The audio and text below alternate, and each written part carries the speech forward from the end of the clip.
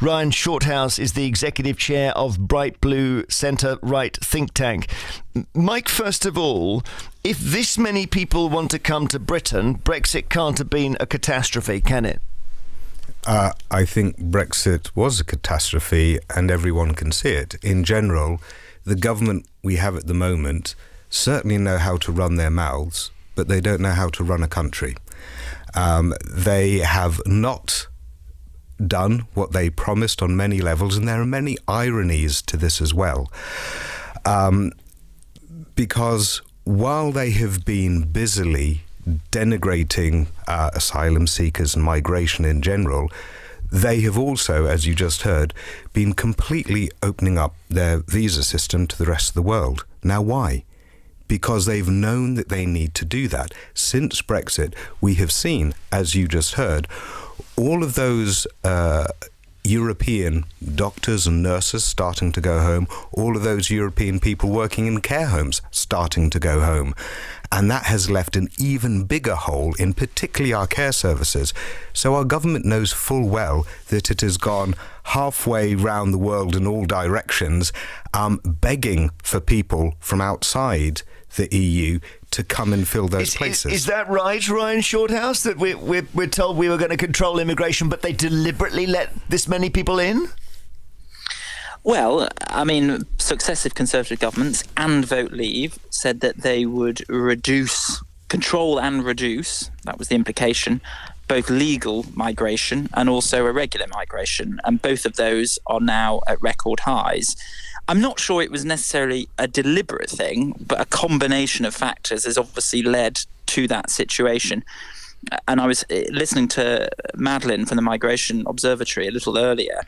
I mean, I think I would really emphasise the fact that the pandemic has played a part here, because a lot of particularly students who make the bulk of the net migration figures, who would have come during the pandemic, could not because of the travel restrictions. So they came a little bit later with the usual cohorts. So that has contributed, alongside a higher number of Hong Kongers and Ukrainians, to a post-pandemic spike. And I think what you'll see, which the ONS is now reporting, that emigration, as these, the vast majority of students and refugees will go home and are starting to do now. So this big spike that we've seen, 600, 700,000, I think will come down quite dramatically in the years ahead. Are you worried to about about the kind of this? 300,000. Are you worried about this number? Because Suella Braverman has been tweeting in a pretty apocalyptic manner, suggesting we just don't have the resources to cope with a new Birmingham. Well, look, it's a balancing act with immigration, isn't it? Because there are skill shortages in the economy, including in health and social care, where many of these visas have been applied. And also the very measly growth forecasts that we have over the years ahead are actually being propped up by the large levels of migration that we've seen in recent years. Yeah. However, having said that, it does make sense that larger numbers of people put pressure on public services and infrastructure, including on our housing market, which, is now projected in 5 years to go up considerably more, which, if you're a young person under the age of 40, is making it much more difficult to buy a house. And high immigration is a contributory factor to that. So I don't have the sweet spot of what's the right level of net migration to get that balancing act between good for the economy, but don't put too much pressure on public services. But it does strike me that 600 to 700,000 is quite an eye-wateringly high amount. Okay. Yeah. Mike Galsworthy, if we rejoin the EU as you wish, Mike Galsworthy, we will end up having basically an open door to the rest of the EU. I guess I don't know how it would happen, but we would have more people coming in, wouldn't we? Well, first of all, it's not open door, but I would like to start with challenging what Ryan just said there. Please do, yeah. Which is this common notion, and Suella Braverman put it out in her tweet. I think I've got a copy here. This equivalent of Birmingham is kind of like, oh, come on. Like, we have 40 million tourists every year. I mean, that's like 5 Londons. Where do we put all of them? Completely ignores the natural absorption capacity that we have. And then can we absorb Birmingham every year if they all stay? Yes, you can, because they don't just come over here and sit around in the streets, I'm not suggesting that. Because and this is the fundamental thing that I want to challenge, which people say far too lazily. People come here to be productive in our economy and help in our economy, specifically where we ask it.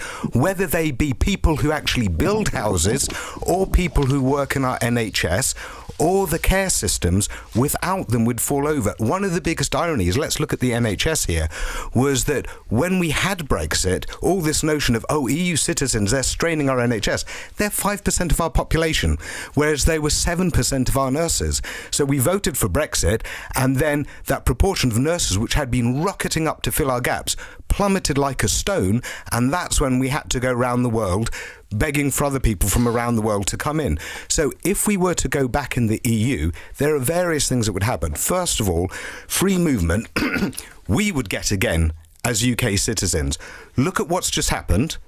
We've thrown away free movement, our rights to go and work and travel freely around the EU. We've thrown that all away. Our small businesses have thrown away the rights to just hire for this, which is a replacement of EU workforce with non-EU workforce, which is also shot up. Okay, thank you. If we were to go back in, we would get back our free movement. Free movement also has a visa-free travel period, and then you have to prove that you've got work. And then also we'd be working with our fellow EU countries on shared issues I've got of to immigration. go back to Ryan. Ryan, okay, that's quite a big speech about why the answer to this is to go back into the EU. What do you think? Well, look, I think the democratic result from the referendum was to leave the European Union, and I think part of that was the feeling that there wasn't a sense of control over migration, and free movement was contributing to that. So I don't think that result can be ignored, but I do accept What does that mean? But I do accept that people see that Brexit hasn't gone to plan, and people want a new direction and a new relationship with Europe, whether that's rejoining the EU. I don't think that's where the public are at this moment in time, but I do think that's exactly where they are.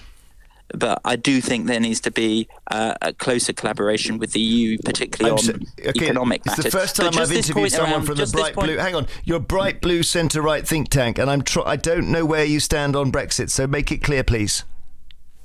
Well, my point is that there was a referendum. People voted to leave the EU. That, yeah. I don't think the relationship we have at the moment through the agreement that Boris got with them is great for our economy, and that's showing through statistics. So I personally think that the government need to work on a closer relationship, and then going into the 2030s, I would look at things like the single market and EEA EFTA membership. I think that should be on the cards, but I don't think the public are there at the moment. I think that's something for the next decade. Sorry, it's just the first time I've interviewed Bright Blue, and I just wanted to know where you were as the next, I guess, generation of Conservatives. Thank you so much, Ryan Shorthouse, Executive Chair of the Bright Blue Centre-Right think tank, and Mike Galsworthy. He is unashamed and unequivocal about rejoining the EU to sort all this out. We will talk some more of these net migration figures. May not be a worry. They may be Brexit related. We can't really work it out.